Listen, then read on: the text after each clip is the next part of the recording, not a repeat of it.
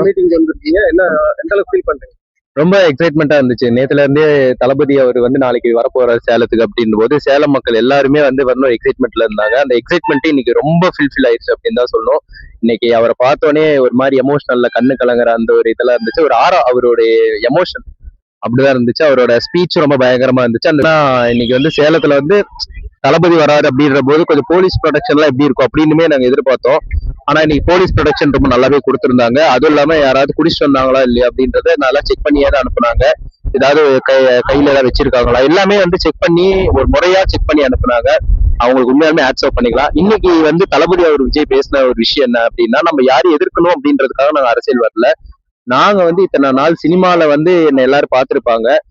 எனக்காக நிறைய விஷயம் பண்ணியிருக்காங்க. என்னோட கெரியரையே அவங்க வந்து ஒரு ஹப்புக்கு கொண்டு போனாங்க. அவங்கள வந்து பார்த்தோன்னா, நான் வந்து மேலும் மேலும் நான் வந்து வலுப்படுத்தணும்.